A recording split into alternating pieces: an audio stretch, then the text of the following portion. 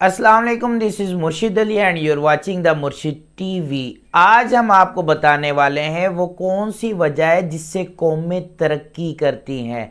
Israel और बांग्लादेश हमसे बाद आज़ाद होने वाला मुल्क एक आज एडवांस्ड कंट्री है, जबकि दूसरा 2040 तक एडवांस्ड कंट्री बनने जा रहा है और उसकी ग्रोथ दिन ब दिन बढ़ती जा रही है और वो तरक्की याफ्ता मालिक की फहरिस्त में जल्द शामिल हो जाएगा। तो इसकी वजूहात के ऊपर आज हम बात करेंगे। अगर आपने चैनल को सब्सक्राइब नहीं किया तो चैनल को सब्सक्राइब कर दें और बेल आइकन पर क्लिक कर दें ताकि इस किस्म की इंफॉर्मेटिव वीडियोस आपको मिलती रहें। नंबर 1 के ऊपर बात करते हैं इसराइल की। इस पूरी दुनिया के अंदर सिर्फ दो ही ऐसे ममालिक हैं जो मजहब की बुनियाद पर बने। नंबर 1 पर आता है पाकिस्तान और नंबर 2 के ऊपर आता है इसराइल। पाकिस्तान के बाद बनने वाला ये मुल्क इसराइल ये बहुत जल्द तरक्की याफ्ता ममालिक की फहरिस्त में शामिल हुआ।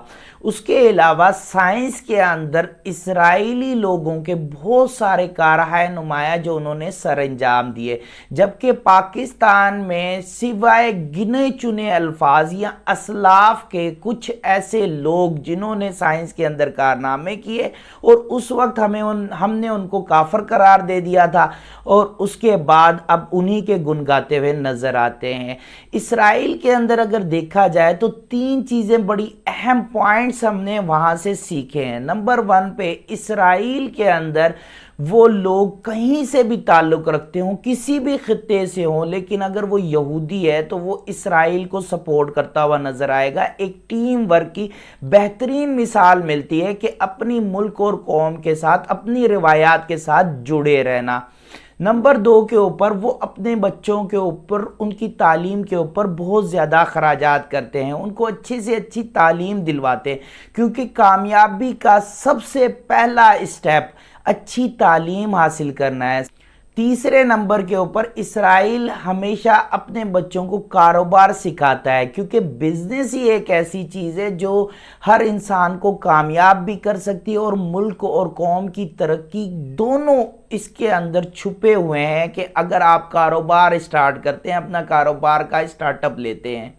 इसराइल तो खैर तरक्की याफ्ता ममालिक की फहरिस्त में शामिल है, लेकिन हमारे आंखों देखी हमसे जुदा होने वाला, हमसे अलग होने वाला, इसी दिसंबर के महीने में 1971 में आज़ाद होने वाला, बनने वाला मुल्क बांग्लादेश, वो भी बहुत जल्दी तरक्की कर रहा है। अगर हम फैक्ट्स एंड फिगर्स को देखें तो बांग्लादेश ने अपनी तरक्की बहुत जल्दी की है।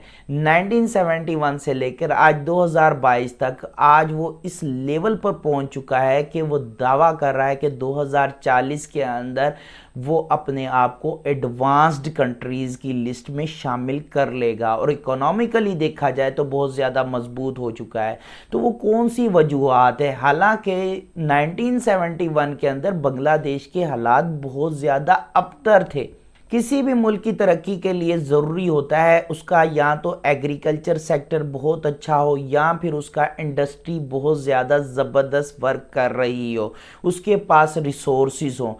लेकिन पाकिस्तान के पास ये सारी चीज़ें होने के बावजूद बांग्लादेश के पास ये सारी चीज़ें नहीं मौजूद थी, फिर भी उसने किस तरीके से तरक्की कर ली, तो आज हम इस चीज़ को जानेंगे।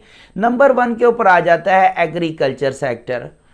बांग्लादेश जब बना तो उस वक्त उसके पास बिल्कुल भी वो खुद कफील नहीं था खुराक में, तो उसने सबसे पहले ये सोचा कि अगर मुझे तरक्की करनी है तो मुझे खुराक के हवाले से खुद कफील होना पड़ेगा और उसने अपनी फार्मिंग के ऊपर, अपनी ज़राअत के ऊपर, अपने एग्रीकल्चर सेक्टर के ऊपर फोकस किया और बहुत उसको जल्द ही 4 से 5 साल के अंदर उसको बेहतर किया। अपने फार्मर्स को उसने टीच एंड ट्रेंड किया और ना सिर्फ वो अपने खुराक के अंदर खुद कफील हुआ बल्कि अब वो अपनी एग्रीकल्चर प्रोडक्ट्स को एक्सपोर्ट भी कर रहा है।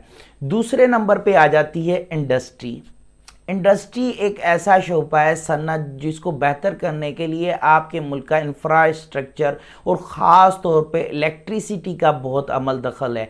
अगर हालात देखे जाएं तो पाकिस्तान से भी बदतर हालात थे बांग्लादेश के अंदर इलेक्ट्रिसिटी के। उसके बावजूद उन्होंने छोटे जो स्मॉल इंडस्ट्रियलिस्ट थे, जो मीडियम साइज़ के बिजनेस पर्सनस थे, उनको सपोर्ट किया ताकि वो ज़्यादा से ज़्यादा इलेक्ट्रिसिटी की प्रोडक्शन कर सकें। उन्होंने अपने प्राइवेट सेक्टर को ज़्यादा प्रमोट करने की कोशिश की। इससे दो फ़ायदे हुए। एक तो उनका स्मॉल और मीडियम साइज़ का बिजनेसमैन आगे बढ़ा, जिसकी वजह से इन्वेस्टमेंट मार्केट के अंदर ज़्यादा बढ़ी और उनका मुल्क तरक्की की जानिब बढ़ा।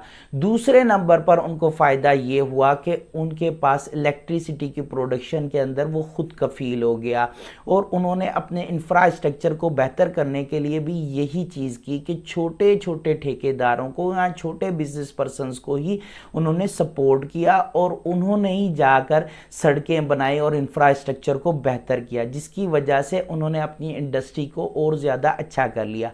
अब जो इशू उनके सामने सबसे बड़ा था वो ये था कि आबादी बहुत ज़्यादा थी। पाकिस्तान की तरह उसकी आबादी 16.5 करोड़ है।